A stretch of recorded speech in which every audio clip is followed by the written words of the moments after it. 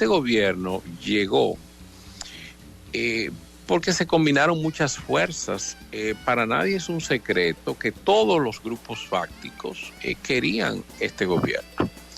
El gobierno sacó la votación que sacó, pero lo importante es que coincidieron todos esos grupos en que llegara, y todos esos grupos siguen a bordo y posiblemente están de acuerdo en que el proyecto siga.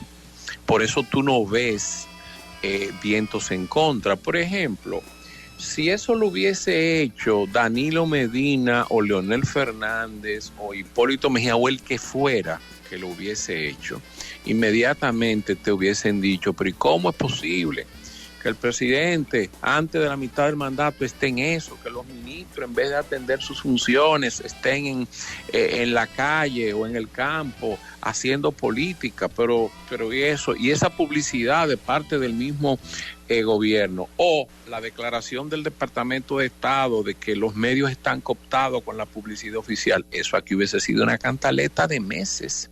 Lo que pasa es que la gente que hace esa cantaleta ya está en posiciones en este gobierno o es parte de ese proyecto. Y también te voy a decir una cosa, ¿dónde está la prensa de la oposición? ¿Dónde están los voceros de la oposición para que ellos publiciten y hagan su oposición? Porque también es una lucha. Si ellos neutralizaron las voces que normalmente amplificaban esas cosas, entonces amplifíquesela usted a ellos, pero usted tiene también que trabajar y hacer lo suyo. O solamente los periodistas que tiene el país son esos periodistas que sabemos que están alineados con ese gobierno. Bueno, no sé, entonces...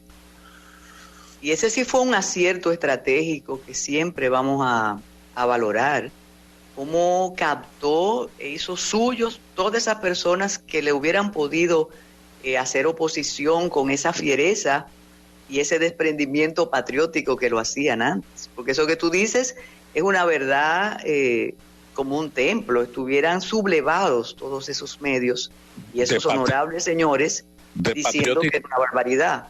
Sí, de patriótico nada. El patriótico es vociferar los discursos de siempre y obviamente al final del día, como decía Balaguer, entrégale la posición, dale el chequecito, no recuerdo exactamente cuál era la expresión, pero eso de patriótico nada. O sea, mira, el que es patriótico no acepta posiciones, el que es patriótico se mantiene siempre siendo oposición y luchando por mover el horizonte dos metros más, el que es patriótico de verdad. Pero al final, aquí nos conocemos todos, por Dios. Dice un amigo que todo ese panorama como el que tiene hoy el presidente Abinader, lo tuvo en un momento el presidente Danilo Medina Sánchez, empresario. Con la iglesia nunca tuvo amores el gobierno de Danilo Medina.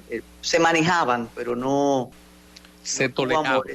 Se toleraba. Ajá, como dice pero no eran una canción. No, a Danilo también acuérdate que Danilo asumió una posición de vanguardia con el asunto del aborto y las 3 causales. Y en ese juego, recuerda que en un momento dado, el grupo de Leonel Fernández se fue antiaborto, el gobierno apoyó eso y eso a la iglesia le disgustó, además de otros desencuentros que hubo. Y realmente esa parte no se dio, pero también recuérdate que Danilo Medina llegó a tener 60 y pico % de popularidad y llegó a tener todos esos grupos. Esos grupos son prostitutas que sencillamente se montan en la barza que más les acomode, y cuando el viento va soplando van en cola, pero desde que ven un golpe de viento que no conviene saltan y se suben en la próxima bote que vaya pasando. Es un juego de oportunismo y de intereses económicos, desgraciadamente. Y aquí eso se ve mucho más, porque aquí, al ser una sociedad retrasada, aquí no hay, Carmen, agenda de país, aquí no hay compromiso con un mínimo. Aquí todo es tratar de torcer la dirección hacia donde a mí me convenga y a mis intereses le convenga. Entonces, el problema es que con el paso del tiempo también las contradicciones afloran y tú las ves. Entonces tú te das cuenta que a este sí, a aquel no. Yo salgo y denuncio algunas cosas, pero entonces a otros lo tengo a bordo y no hago nada. y entonces brotan las contradicciones. Por eso ese discurso de moralismo y de pureza es un discurso que se va agotando, porque también la política te obliga a enlodarte las manos en el barro, y las cosas en política no son tan puras, y eso tú y yo lo sabemos, y todo el que haya leído un poquito y haya vivido un poco también lo sabe. Y a veces damos la sensación de que cero tolerancia, cuando sabemos que tienen que hacer pactos, habrán alianzas, y han habido alianzas ya, Carmen. Lo que pasa que aquí se quiere ver cuando se quiere ver, porque por ejemplo el trato que se dio a Leonel Fernández y su grupo es un trato muy diferente al que se le dio al otro sector, y eso tú sabes que tiene el precio de las alianzas, y yo lo entiendo eso, lo entiendo en la política pequeña. Lo que no lo entiendo es cuando entonces queremos hablar de cuestiones puritanas y de ese prurito que se lo cree alguna gente, una lectura muy personal, por supuesto, y abierto a que puedo equivocarme, y otros podrán tener otra opinión y la respeto.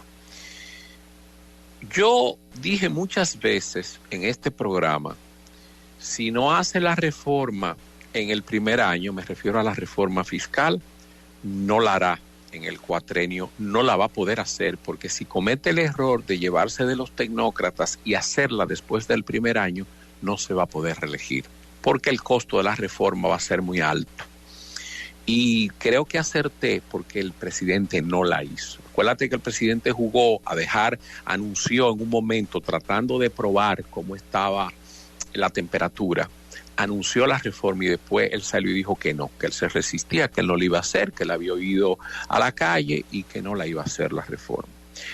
Así las cosas, esto pinta que se va a llegar hasta el 2024 sin reforma, pasando el huracán de todos los elementos exógenos que están trayendo inflación y toda la situación que hay, y va a llegar con una economía, en mi opinión, por lo menos con el déficit precario.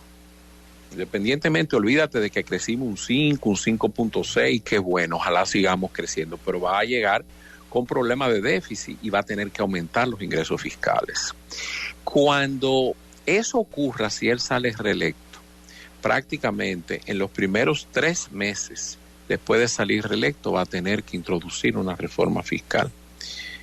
Y en ese momento, hasta ahí llegó la historia, porque lo que viene va a ser difícil, incluso podría traer turbulencia, podría traer protestas, que él no las ha visto durante estos 2 años. Entonces, hasta ahí van a llegar esos amores de mieles. Eso es lo que yo veo en el horizonte. Puede ser que las cosas se recompongan, que el petróleo baje, que el país tenga ahorro por ese concepto y que sencillamente las cuentas se recompongan. A mí me luce que no. A mí me luce que el panorama, todo lo que yo leo en economía, dice que muy posiblemente Estados Unidos va a entrar, si ya no está, en una recesión, que vamos a tener recesión con inflación. Y ese es un proyecto que se ve en un marco de 2 años, en un umbral de tiempo de 2 años. A nosotros, por el área de influencia en que estamos, tú sabes que lo que allá se convierte en una gripecita, por aquí es neumonía grave. Y entonces vamos a sufrir esas embestidas.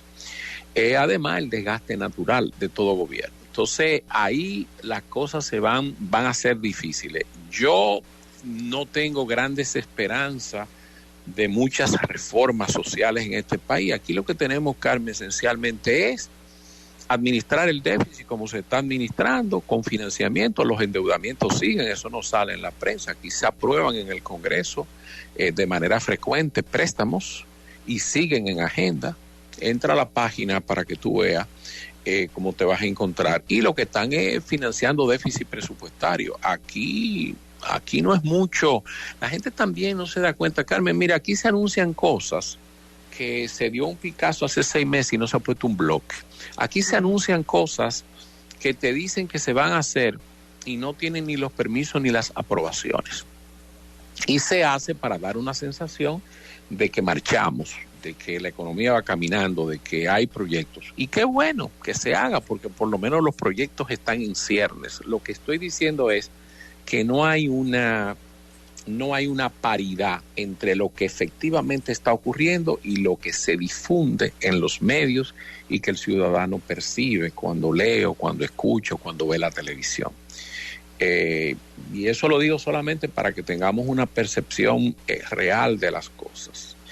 Este es un gobierno que tiene mucho de populista y todo va dirigido en una misma dirección. Fíjate que aquí el gobierno dice una cosa y de repente todo eso tú lo ves replicado a la 10ª potencia en muchísimos medios y todo está muy bien coordinado. Tú decías, por ejemplo, que el presidente ha demostrado astucia. El presidente está bien asesorado.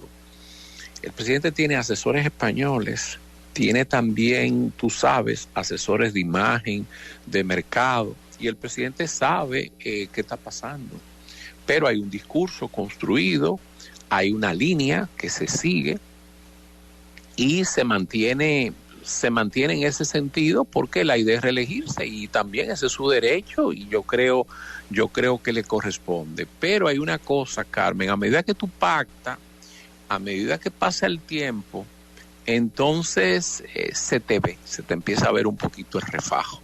Síguenos en las redes sociales y suscríbete a nuestro canal de YouTube. Recuerda que el Matutino Alternativo no es otro más, es diferente.